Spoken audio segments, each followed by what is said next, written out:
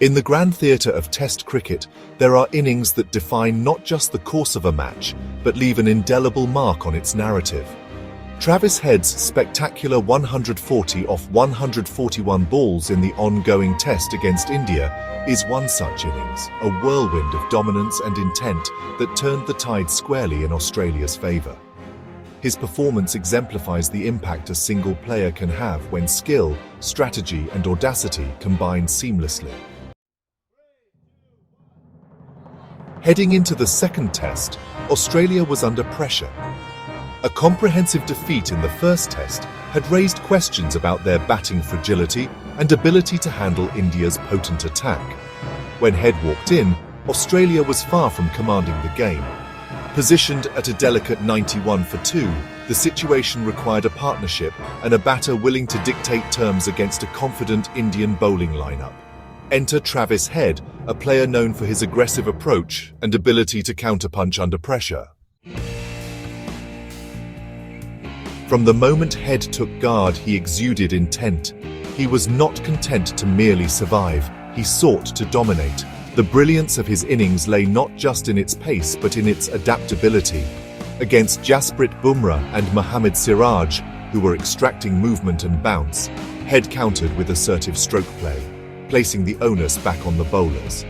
Key aspects of Head's knock 1. Counter-attack against spin. Ravichandran Ashwin and Ravindra Jadeja have been tormentors of left-handers in recent years, yet Head neutralized their threat with aggressive intent, skipping down the track to loft Ashwin over the boundary or employing the sweep with precision. He forced India to alter their plans. 2. Strike rotation and big shots. Head's innings was a perfect blend of control and audacity. His ability to pierce gaps for singles and doubles kept the scoreboard ticking, while his penchant for boundary hitting ensured India's bowlers never settled. The 17 fours and 4 sixes in his innings were not reckless. Each was calculated, exploiting field placements and over-pitched deliveries. 3. Partnership with Marnus Labuschagne. Head's partnership with Labuschagne was pivotal. While Labuschagne anchored the innings with his measured approach, Head's attacking play ensured Australia did not stagnate. This partnership set the platform for Australia's first innings dominance, demoralising India's bowlers. 4. Decisiveness against the new ball.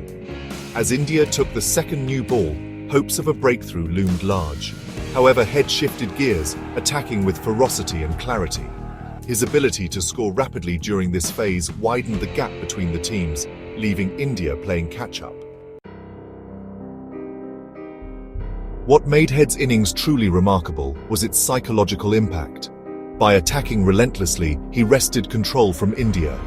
The sight of a batter confidently lofting Bumrah and pulling Siraj for sixes must have dented the bowler's confidence and created an aura of invincibility around Head. For India, every missed opportunity, a misfield, a dropped catch, was magnified under the pressure Head applied. His verbal exchange with Siraj, followed by the crowd's reaction, encapsulated the aura he had created. It wasn't just runs on the board, it was a statement of intent that resonated through the Australian dressing room. When Travis Head departed, bowled by Siraj after a valiant 140, Australia had surged to a position of dominance. The lead of 157 runs that Australia eventually mustered owed much to Head's innings.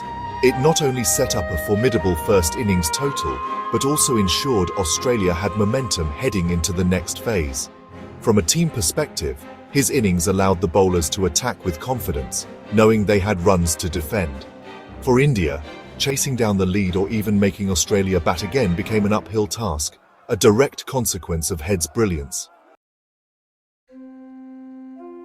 Head's ability to handle pace and spin alike showcased a solid technique combined with fearless execution. Against pacers, his back foot play stood out, cutting and pulling with aplomb. Against spinners, his use of the crease, both forward and back, allowed him to manipulate field placements effectively. Coming into this Test, Head faced scrutiny for inconsistent performances. His ability to respond to pressure, not just with runs but with commanding runs, speaks volumes about his mental toughness. He turned adversity into an opportunity, playing what might be remembered as one of his defining innings in international cricket. Head's innings might be a turning point in the series. If Australia wins this test, his knock will be cited as the decisive factor that pulled the hosts from a position of parity to one of control.